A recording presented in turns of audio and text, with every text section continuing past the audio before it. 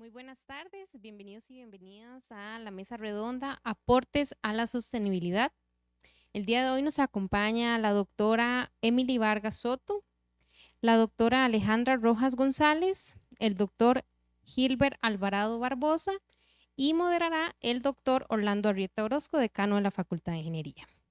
La doctora Emily Vargas Soto es arquitecta y tiene un doctorado en arquitectura y urbanismo con énfasis en hábitat sustentable y eficiencia energética por la Universidad de Biobío, Chile. Máster en arquitectura y construcción. Es docente e investigadora en la Escuela de Arquitectura de la Universidad de Costa Rica, donde coordina la maestría en arquitectura tropical. También es responsable del laboratorio de modelado y fabricación digital y ha sido coordinadora del laboratorio de arquitectura tropical. La doctora Alejandra Rojas González es ingeniera agrícola y de recursos hídricos con destacada trayectoria académica y profesional. Obtuvo su licenciatura en ingeniería agrícola de la Universidad de Costa Rica, donde despertó su interés por los recursos hídricos y continuó su formación en la Universidad de Puerto Rico, donde completó su maestría académica y su doctorado en ingeniería civil. Entre las actividades más destacadas de la doctora Rojas se encuentra la investigación en gestión del agua y modelado hidráulico, colaboración internacional y regional en cambio climático y gestión de riesgos, proyectos de acción social en sostenibilidad y revalorización del agua, desarrollo en tecnologías para la agricultura y uso del suelo. El doctor Gilbert Barbosa es biólogo graduado de la Universidad de Costa Rica y médico veterinario de la Universidad Nacional. Cuenta con una maestría en biología del sistema de estudios de posgrados de la Universidad de Costa Rica y un doctorado en ciencias de la Universidad de Sao Paulo. Desde el año 2023 es subdirector de la Escuela de Biología y subdirector de la Red de Áreas Protegidas. Desde el año 2021 es el coordinador académico de la Reserva Ecológica Manuel Cos. Su trabajo de investigación está basado en las relaciones entre hospederos vertebrados y patógenos, trabajando aspectos ecológicos y relacionados a salud. Todo el trabajo se realiza en el marco de una salud y un bienestar. En el año 2018 fundó el Laboratorio de Patología Experimental y Comparada como plataforma para el desarrollo de sus proyectos de investigación. Sin más preámbulo, le doy la palabra al doctor Orlando María.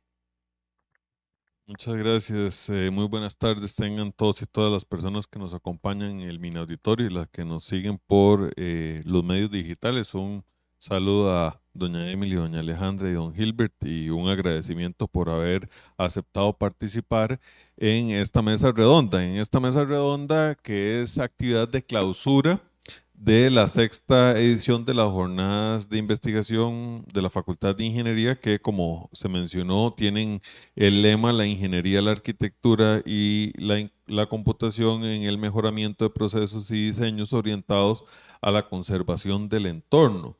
Y en ese sentido, el tema de esta mesa redonda que versará acerca de los diferentes aportes a la sostenibilidad, buscamos justamente generar un espacio de discusión acerca de cómo la investigación en ciencias o en ingeniería como ciencia aplicada pueden contribuir a justamente al entorno, a la sostenibilidad, a la conservación en general.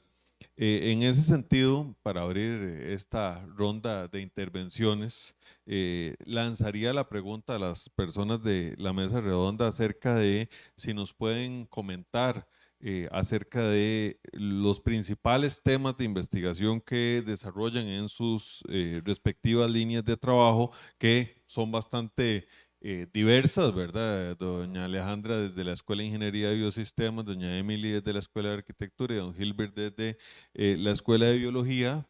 De alguna manera, en esas líneas de investigación, ¿cómo se generan aportes a la conservación del entorno?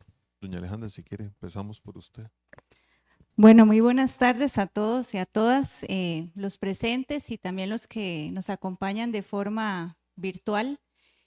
Bueno, básicamente Yo he trabajado muchísimo en la parte de gestión integrada del recurso hídrico, en la simulación de cuencas y también en la parte de modelación hidráulica bidimensional para lo que son planicies inundables.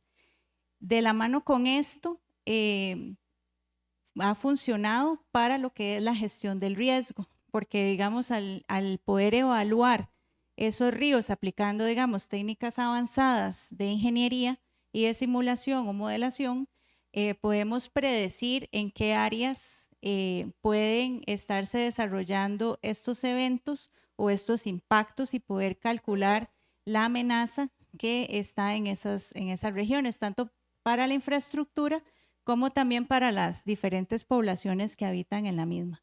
Entonces es muy importante que las poblaciones conozcan la exposición en la que se encuentran ante este tipo de amenazas. Eso en la parte de gestión, digamos, de inundaciones. Pero también está toda la parte que ya involucra un sistema complejo.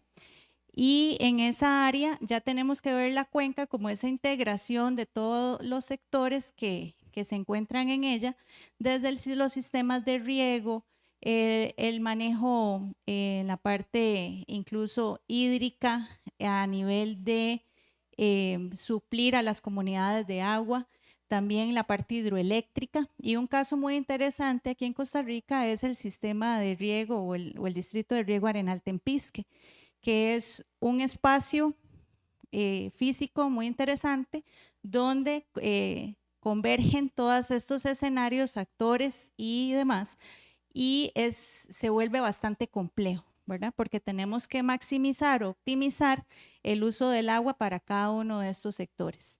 Entonces se ha hecho un trabajo bastante interesante con ellos, desde la parte de involucrar la parte de teledetección para el monitoreo de los campos agrícolas.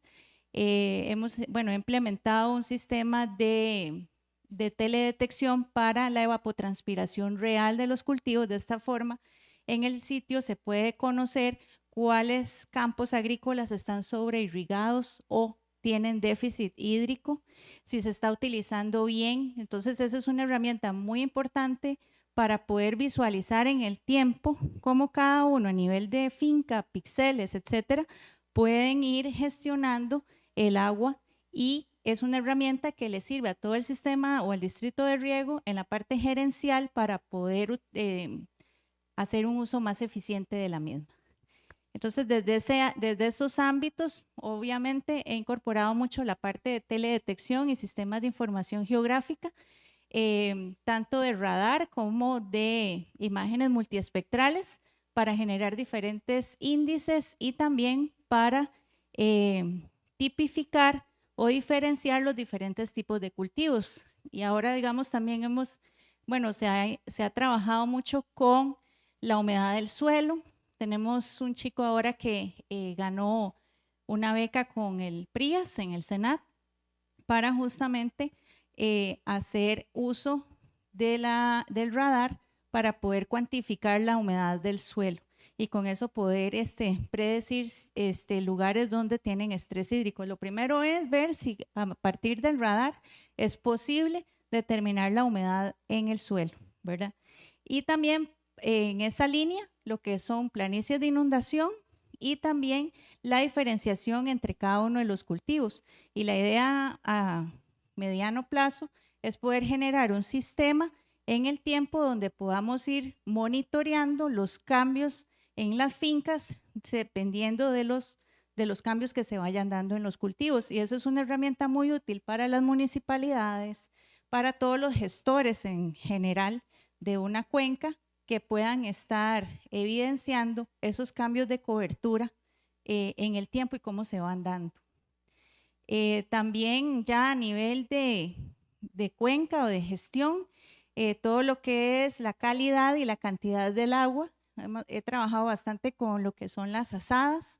Estoy en la red de agua y saneamiento del CONARE, que ya tengo bastantes años, y con eso me ha potenciado a conocer mucho, digamos, parte de la realidad nacional y a poder colaborar con con personas de diferentes universidades. Entonces es un espacio muy interesante donde se trabaja todos los temas, ¿verdad?, que tienen que ver con el agua en general y también el saneamiento. Muchas gracias, doña Emily. Buenas tardes a todos, al panel y a la gente que nos está acompañando acá en la sala y a los que nos están acompañando en línea. Bueno, en mi caso es muy interesante escuchar porque estamos creo que en todas, en diferentes vertientes y creo que en todas es importante el impacto en el entorno. En mi caso nosotros, mi expertise está en los estudios posocupación de las edificaciones y la simulación energética de edificaciones.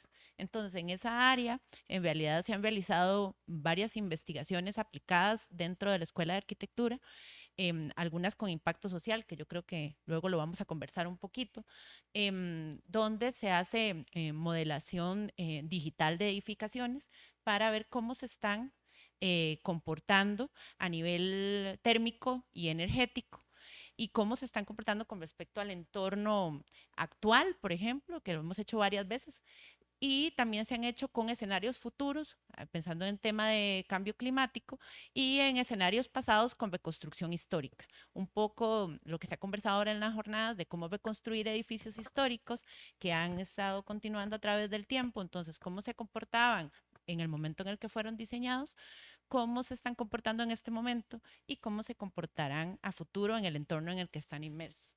Entonces esto implica, ha implicado muchas veces una reconstrucción de escenarios climáticos, porque no de todos los sitios hay identificación del escenario climático del momento.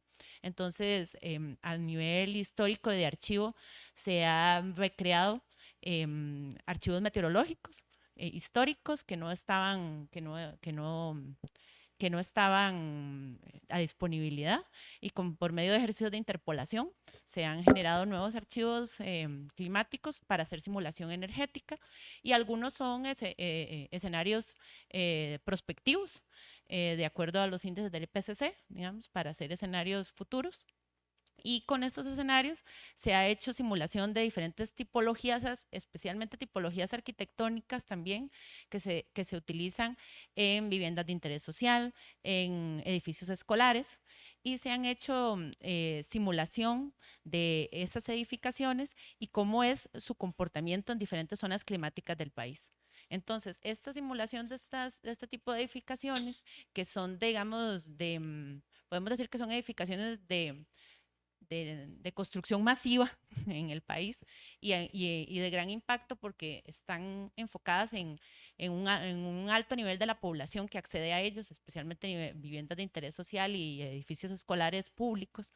Entonces, estudiar cómo se comportan estas edificaciones, cómo es el escenario de confort dentro de estas edificaciones, dónde están inmersas, cuál es el escenario de ese contexto en el que están inmersas esas edificaciones y cómo se pueden proyectar mejoras a mediano plazo en el diseño constructivo, porque generalmente estos software de simulación energética nos permiten poder simular diferentes escenarios de materialidad, diferentes escenarios de ocupación, diferentes escenarios de cambios en el diseño de la edificación. O sea, ¿qué pasa si mejoramos el tipo de cubierta? ¿Qué pasa si cambia un escenario específico de cantidad de alumnos, por ejemplo, por aula? ¿Qué pasa si cambiamos algún tipo de estructuración de la edificación?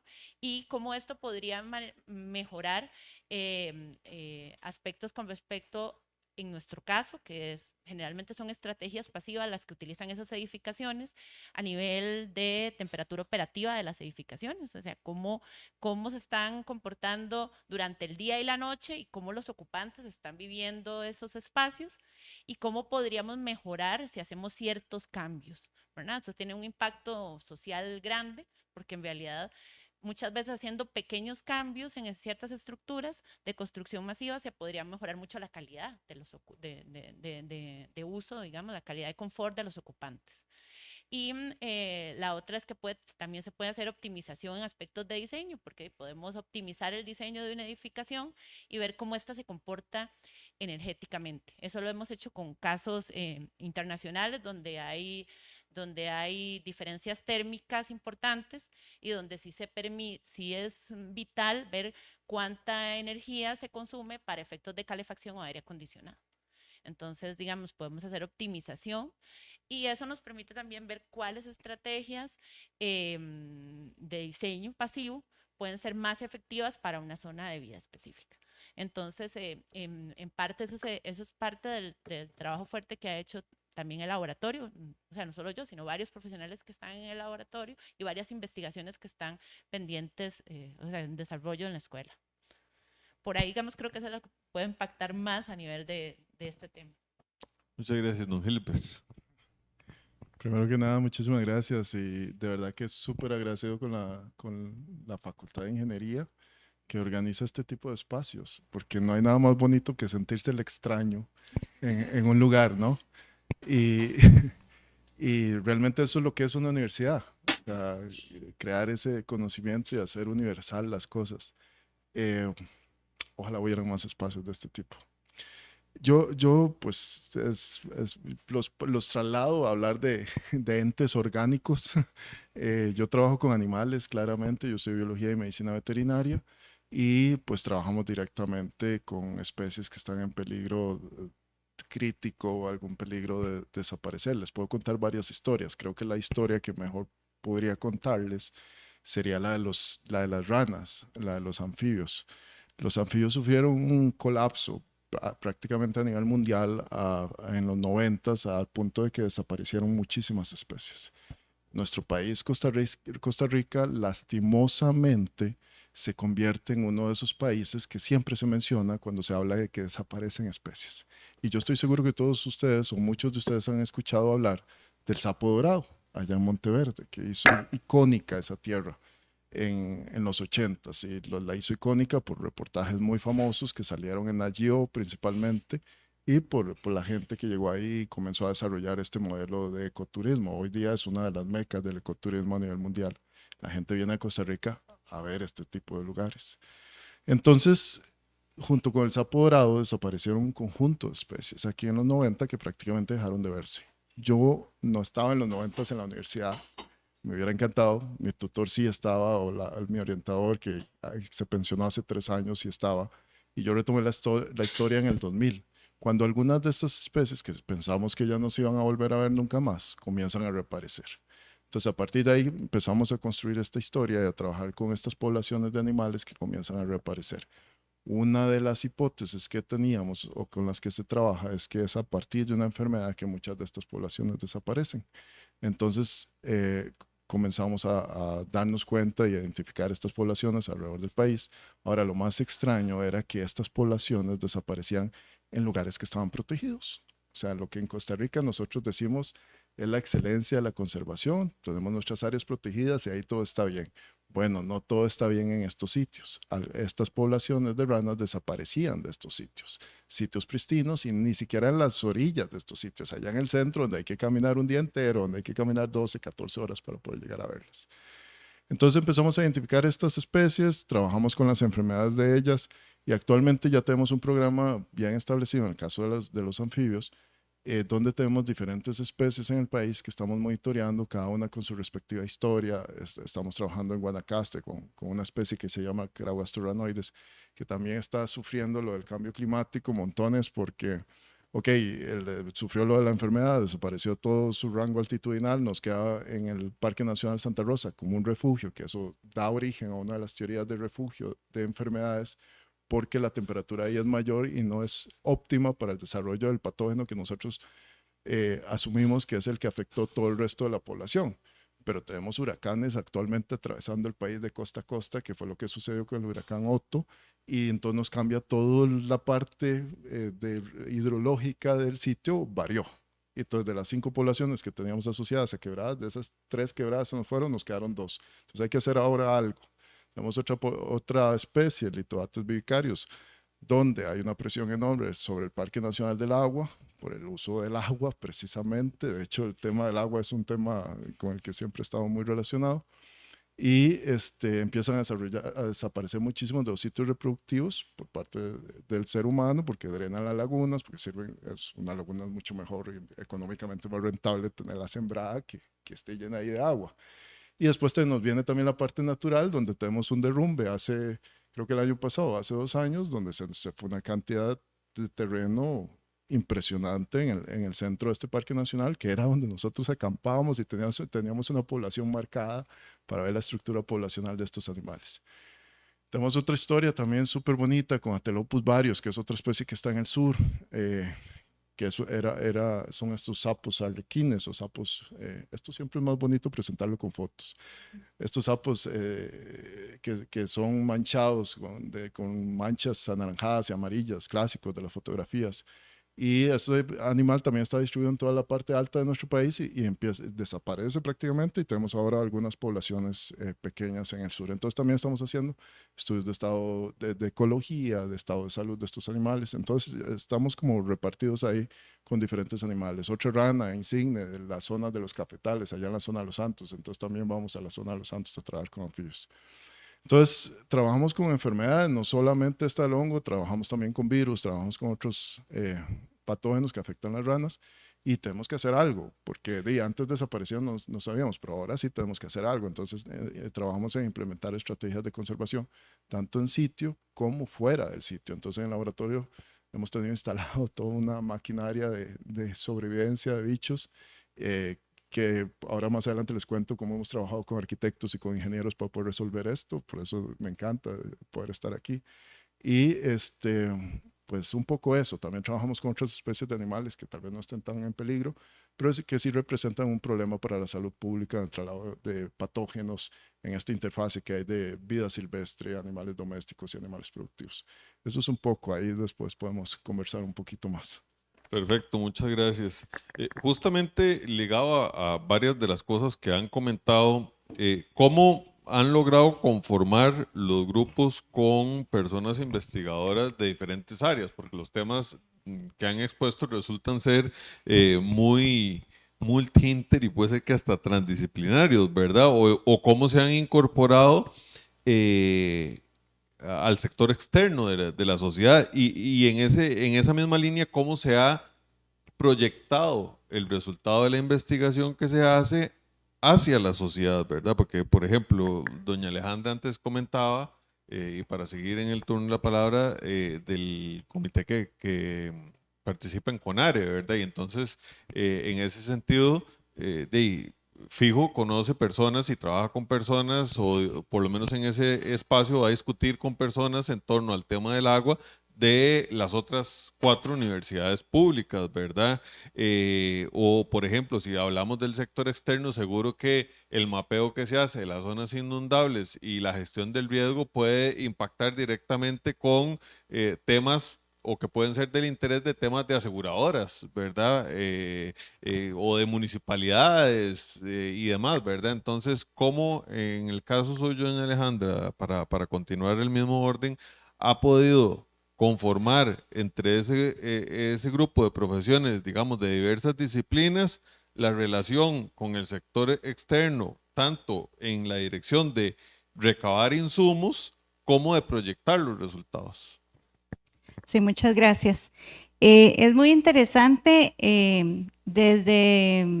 Pienso que desde la Escuela de Ingeniería de Biosistemas ya traemos la trans y la interdisciplinariedad en el ADN, porque ya digamos desde nuestro cuerpo docente tenemos básicamente personas y académicos de muchas áreas, desde ingenieros químicos, forestales, biólogos, mecánicos, civiles. O sea, ya nosotros per se, digamos, somos muy diversos.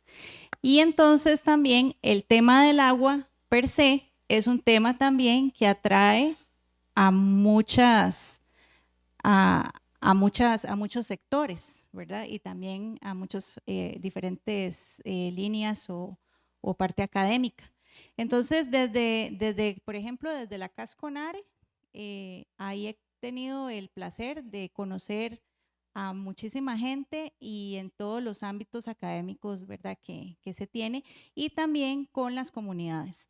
Entonces se ha ido desarrollando como esta predisposición, ¿verdad? Para trabajar con todos estos equipos diversos para poder gestionar desde el tema de inundaciones, gestión de riesgo, cambio climático, lo que es la gestión del agua en las asadas, lo que es, o sea, dar todo el círculo, ¿verdad? Al sistema hídrico. Incluso desde lo que es el manejo de aguas residuales, la calidad del agua, la cantidad del agua y también la gestión del riesgo. Entonces y también por supuesto la parte de la agricultura. Entonces ahí se ha trabajado mucho desde la Comisión Nacional de Emergencias, hemos trabajado con el SENARA, se ha trabajado con las asadas, con el PNUD y la proyección, por ejemplo, eso solo por mencionar algunos. Y la proyección hacia afuera es, por ejemplo, ahora que el compañero mencionó al huracán Otto.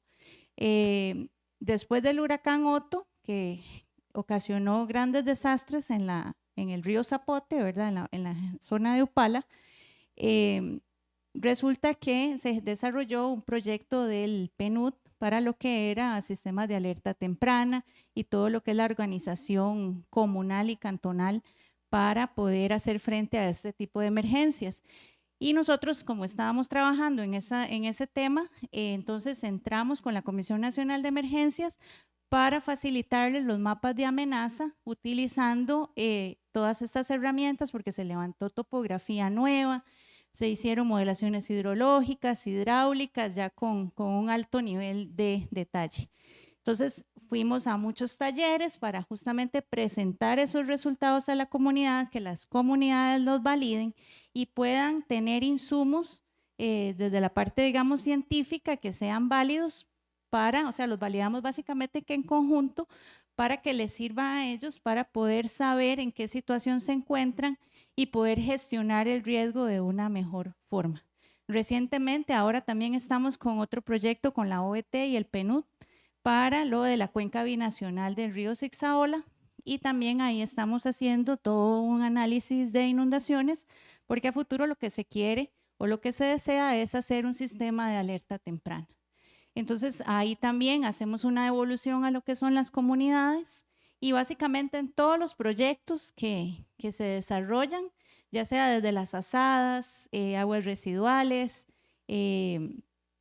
la planificación en la parte agrícola, riego, cualquier tipo de proyecto, siempre tratamos de gestionar y muy importante, desarrollamos o trato siempre de desarrollar los proyectos tomando en consideración a las comunidades, o sea, qué es lo que ellos necesitan, cómo ellos gestionan su recurso hídrico y generar, digamos, una concientización en las personas.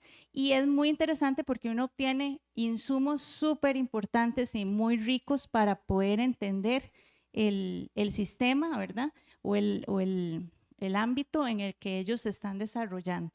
Y eso me ha servido muchísimo para poder, digamos, generar proyectos exitosos y con una mejor transferencia a las personas.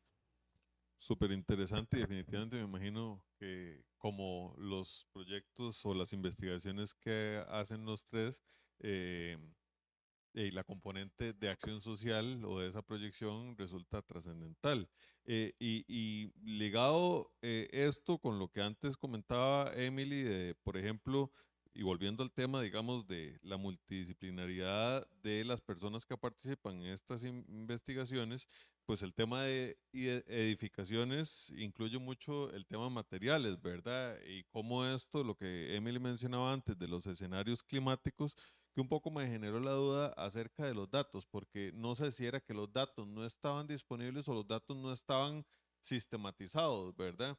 Y un poco lo que Emily mencionó antes también de los casos internacionales que se tomaban como base, ¿verdad? Bueno, de alguna manera supongo yo que habrá que tropicalizarlos en el sentido de adaptarlos a la realidad local y que en muchos casos en este contexto de colaboración entre pares involucrará también colaboración con pares internacionales, ¿verdad? Sí, en efecto, don Le cuento porque, por ejemplo, voy a partir de un caso. Por ejemplo, una de las investigaciones que se realizó a partir de hace tal vez del 2019 para acá o 2018 para acá, incluso creo que tenía una investigación previa, fue una investigación que no solo se realizó a nivel nacional, sino que se realizó a nivel internacional porque era financiada por el BIP. Y esta tenía que ver con el estudio de diferentes modalidades de escuelas en toda Latinoamérica y su relación en el entorno climático. Esto para poder dar proyección de nuevos diseños de edificaciones en diferentes zonas climáticas y con diferentes requerimientos em, en, en, en diferentes partes de Latinoamérica. Y resulta que, por ejemplo, yo venía en ese momento de Chile y en Chile se había dado esa investigación del BIP que posteriormente se viene y se da aquí en Costa Rica. Entonces, obviamente, con panoramas diferentes. Chile, por ejemplo, al ser un país de Sudamérica, tiene una condición estacional, entonces, y tiene unas divisiones climáticas diversas por esto y unos requerimientos climáticos específicos, pero sin embargo ya tenía un know-how, digamos, de cómo implementar este tipo de investigaciones, qué tipo de estudios hacer, qué tipo de modelación había sido efectiva. Cuando se viene acá y se genera este escenario con el BIP y el Ministerio de Educación, con un fin específico que era generar estudios para plantear cómo se están comportando las edificaciones y cómo se pueden diseñar a mediano plazo, ¿verdad? Bueno, ahí estaba atravesada la pandemia, que bueno, que da un freno a que da un freno a la implementación de diferentes estrategias, pero que permite crear todo un bagaje de recreación de modelos de edificaciones, de recreación de archivos climáticos. ¿Por qué? Porque los archivos disponibles climáticos en el país libres son pocos, ustedes lo sabrán, y también son muy necesarios para la parte de tanto de ver entorno animal como de ver de entorno vegetal, ¿verdad? Y hay que hacer una reconstrucción de este tipo de archivos o una creación en todo caso de que no existan. Esto implica generar interpolación de diferentes estaciones climáticas, implica la participación no solo de gente de nosotros, sino de diferentes otros institutos dentro de la misma universidad, como el CIGEFI, que maneja muy bien la parte de datos climáticos, la parte geográfica también, una reconstrucción de escenarios geográficos que tal vez no teníamos, donde hemos tenido investigaciones con gente, por ejemplo, de geografía, que nos ayudan en esa reconstrucción.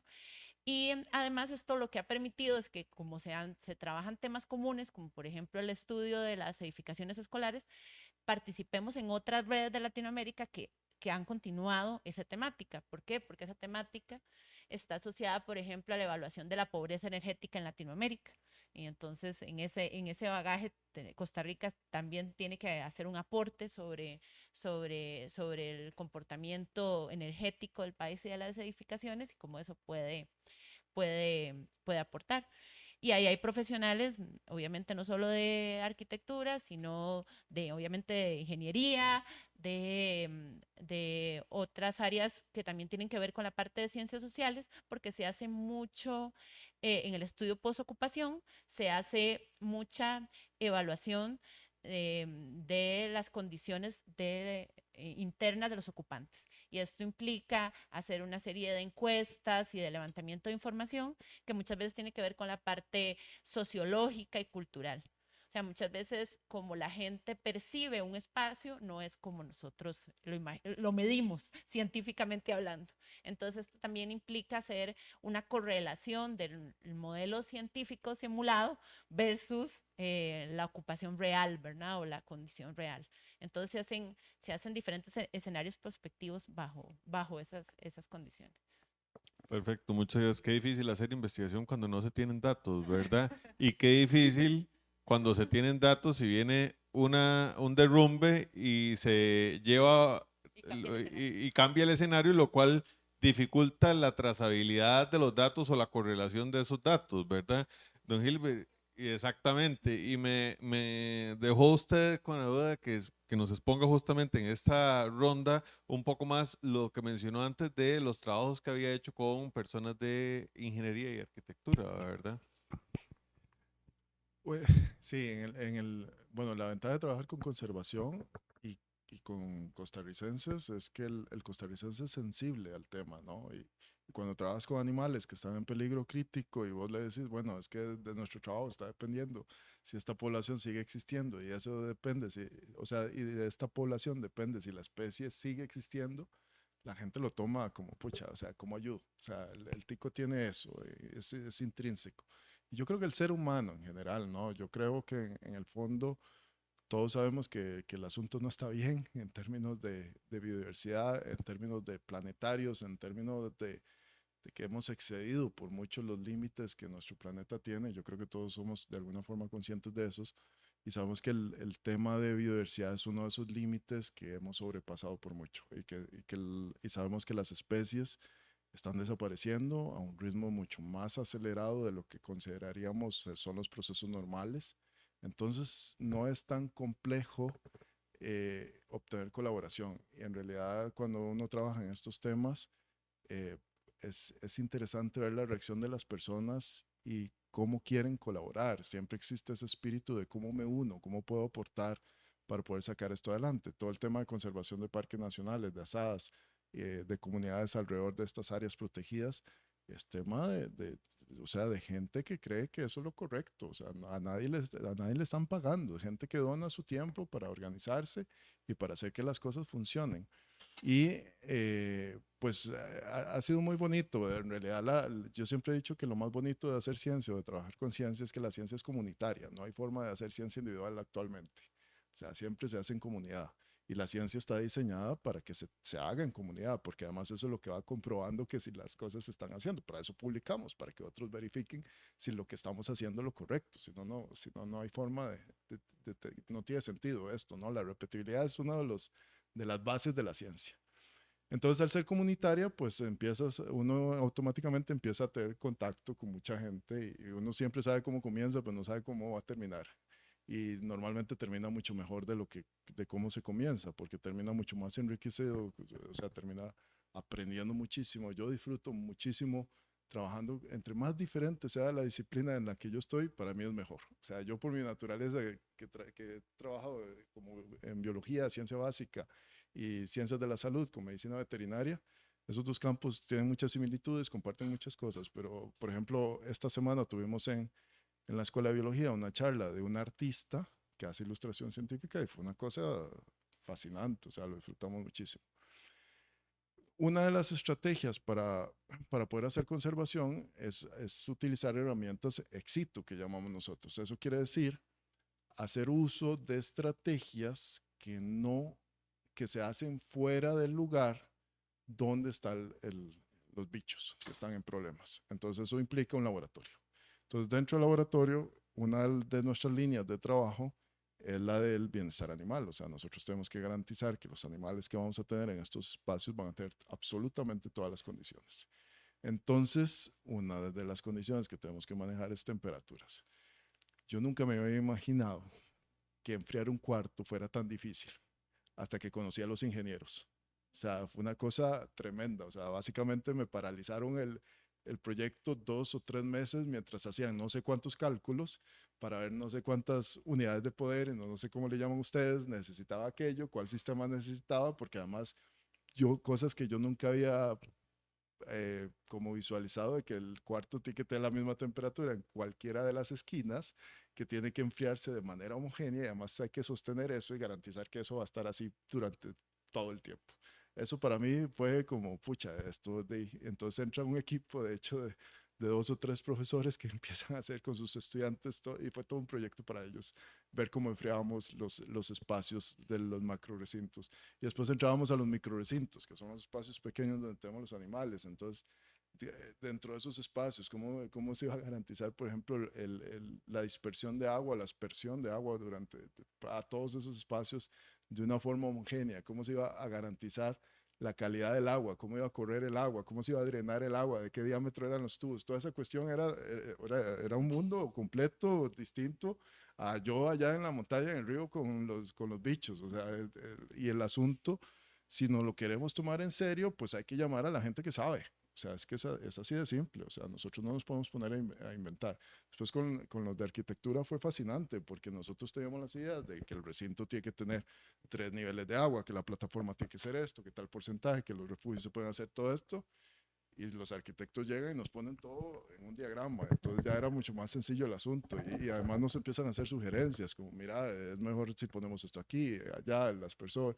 Entonces termina siendo todo un trabajo, o sea, fascinante. O sea, eso cambia la perspectiva completamente del asunto. Muchas gracias. Bueno, justamente y como tenemos que apegarnos un poco al cronograma, ¿verdad? Aunque la ventaja es que al ser la última actividad tenemos un poquitito más de margen. A modo de cierre de esta mesa redonda, si nos pueden justamente comentar en un par de minutos acerca de los principales desafíos desde sus propias perspectivas en las líneas de trabajo o recomendaciones, porque definitivamente el tema del agua con el cambio climático, el tema de edificaciones o el tema de la conservación de especies, yo creo que no es algo que se vaya a tratar y a solucionar de la noche a la mañana, ¿verdad? Pero si brevemente nos pueden comentar acerca de eso, los principales desafíos y las principales recomendaciones en un par de minutos, doña Alejandra. Sí, ahí definitivamente hay que empezar por lo principal, y lo principal, como lo mencionaba la compañera, es los datos. Hace mucha falta los datos meteorológicos, hidrológicos en el país, son muy escasos. No se están guardando en las resoluciones que se necesitan, principalmente para el manejo de cuencas urbanas. Se necesita mayor resolución temporal en los datos si queremos poder responder de una forma adecuada a las inundaciones repentinas. También es necesario conectarnos más con las redes internacionales, principalmente con la Carta Internacional para Desastres, que es el ONU SPIDER, que hace activaciones a nivel de países en caso de que un país esté en una emergencia. Y ellos lo que hacen es que mediante un representante local, que en este caso pues estoy yo, digamos, como designada, empieza a hacer como de project manager y se orientan todos los satélites a nivel internacional para enviar datos satelitales para la gestión de esa emergencia. Y no solamente es a nivel de inundaciones, sino también erupciones volcánicas, bueno, todos los desastres, terremotos, etcétera, con información de muy alta calidad. Entonces, en ese caso, pues falta un poco más de unir esfuerzos, también de preparar a las personas para el manejo de esa información, para el uso de esa información y poder gestionar de una mejor forma el desastre post-evento, ¿verdad? Que puede ser de mucha utilidad. También la parte de la parte ambiental, ¿verdad? Hay todavía muchos desafíos en la educación ambiental de las personas, respetar lo que son las leyes, y esto va a sonar ya un poco trillado, pero todavía vemos invasión de las márgenes de los ríos, tanto de la agricultura como de los sistemas urbanos. Ahora hay muchos proyectos de recuperación de márgenes, pero seguimos viendo cómo se da estas invasiones. No hay barreras en la parte de la agricultura. Para todos los agroquímicos están llegando a las fuentes principales de agua, están llegando a los ríos, están matando a todos los animales y toda la biodiversidad que se tiene ahí, reduciendo altamente la cantidad de biodiversidad que tenemos. También el respeto a los humedales naturales, muchas veces se obvian, y bueno, si sabemos que está, mejor escondámoslo y ojalá, ¿verdad?, lo drenamos para ya sea construir o o generar, digamos, la parte de agricultura. Entonces hay muchos retos en la parte de educación ambiental, en la parte de gestión de datos, en la parte de gestión de la información y también en aplicar todo esto para realmente generar productos que sirvan para la gestión territorial. Muchas gracias, doña Emily. Bueno, totalmente de acuerdo con la doctora. Yo venía con una misma idea, digamos. En realidad yo creo que el desafío, no solo, bueno, ahora que lo hablamos, el manejo de datos, obviamente, digamos, Costa Rica tenemos un vacío grande de gestión de datos que nos hace falta para poder retroalimentar la investigación, el desarrollo incluso de propuestas nacionales a mediano y corto plazo, porque tenemos ese vacío informativo de manejo de datos, o incluso hay, creo que una falta de correlación de datos, o sea, tenemos un desconocimiento de quién tiene datos y posiblemente hay gente que tiene datos que nos puede servir y no nos damos, y ni siquiera nos damos cuenta hasta dentro de la misma universidad. Yo creo que eso también es algo, digamos que muy grave y que posiblemente podríamos mejorar al menos en nuestro entorno universitario. Y el otro es la parte normativa. Yo creo que no solo es el hecho de que haya una falta de educación normativa, digamos, sino que también una falta de aplicación y seguimiento normativo. Y creo que muchas veces es porque en el sector a veces se priorizan otras cosas aparte de la parte del entorno ambiental. O sea, nosotros estamos en un sector que el sector de arquitectura e ingeniería es un sector que muchas veces tiene un fuerte componente constructivo y somos un fuerte entorno de impacto. O sea, somos una carrera que impacta el entorno. O sea, eso es real, ¿verdad? Entonces, creo que lo importante es cómo nosotros, como en el caso docente, estamos impactando a los nuevos profesionales en la formación del cumplimiento normativo, de cómo lo que estamos haciendo va a impactar y lo que ellos van a hacer va a impactar un entorno que va a cambiar aquí a 20, 30, 40, 50 años. Ha habido mucha, por ejemplo, discusión dentro de la Escuela de Arquitectura, al menos entre los académicos, entre nosotros los investigadores, en que se están formando estudiantes a diseñar en un entorno actual. Pero ¿qué va a pasar con el entorno en el que ellos van a tener que diseñar? O sea, posiblemente va a ser un entorno donde ya no va a haber la disponibilidad de agua, que estamos teniendo problemas de disponibilidad de agua, problemas en las cuencas, problemas con fenómenos ambientales que están afectando. Entonces, creo que el desafío está en cómo podemos adaptar nuestro proceso de aplicación de la carrera, o sea, de diseñar, de crear dentro de un entorno que tiene cambio climático, que tiene recursos que hay que impactar y no priorizar otros factores que suelen priorizarse dentro del sector constructivo. Muchas gracias, don Gilbert. Adelante. Yo concuerdo con ambas y me encanta escucharlas. Yo tengo que pasar por un humedal cada vez que voy a la parte alta del Parque Nacional del Agua que fue drenado y probablemente era el humedal más extenso de zona alta de este país. O sea, es una cosa que es impensable. Ahora lo que tenemos son vacas lecheras ahí en el centro del humedal, lamentablemente. Y la otra cosa, ahora tenemos un estudiante de arquitectura diseñando la estación en esta reserva ecológica, Manuel Cos, en Venecia, en San Carlos, que es la parte norte del Parque Nacional, y estamos teniendo esa discusión. Entonces yo creo que el educar con conciencia, profesionales con conciencia, es súper importante. Creo que hay dos, o yo diría, cuando me preguntan el principal desafío, pensaría en dos cosas. La primera es comunicar, que siempre es un desafío enorme, por lo menos para nosotros en ciencia, y veo que un poco también en ingeniería y arquitectura, en el sentido de por qué es importante crear esos datos o por qué es importante lo que estamos haciendo. En ciencia también tenemos ese problema, cómo comunicamos y ese problema que estamos teniendo en la universidad hacia la sociedad, lamentablemente. yo creo que si lográramos trascender o dar ese paso, yo creo que eso automáticamente crearía otra cosa, que es nosotros tenemos nuestras redes de nuestros grupos de trabajo que pueden ser interdisciplinarias, yo no digo que no, pero dentro de nuestra temática y nos sentimos cómodos ahí.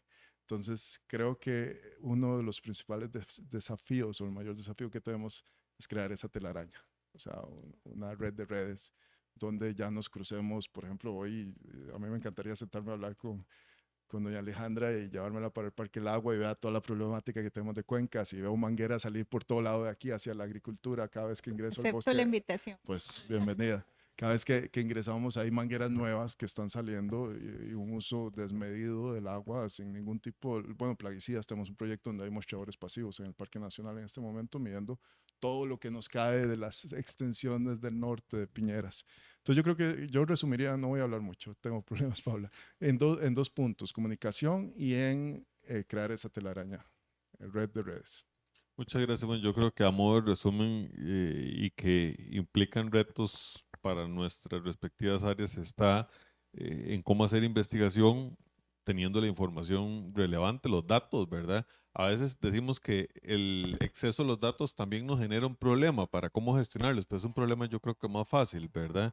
Y definitivamente la parte de la transdisciplinariedad ligada a cómo nos comunicamos y cómo formamos a las futuras generaciones de profesionales en las diferentes áreas para que puedan conversar con otras profesiones, siguen siendo retos relevantes, y cómo estos temas de sostenibilidad pues están tan presentes y tan con tanta relevancia en todo lo que es investigación, porque ahora muchas de las convocatorias internacionales siempre piden, bueno, relacione su proyecto con los ODS, ¿verdad? Que los ODS están para cumplirse en 2030 y yo no sé qué van a hacer porque no se van a cumplir, ¿verdad? Entonces va a haber que hacer un relanzamiento.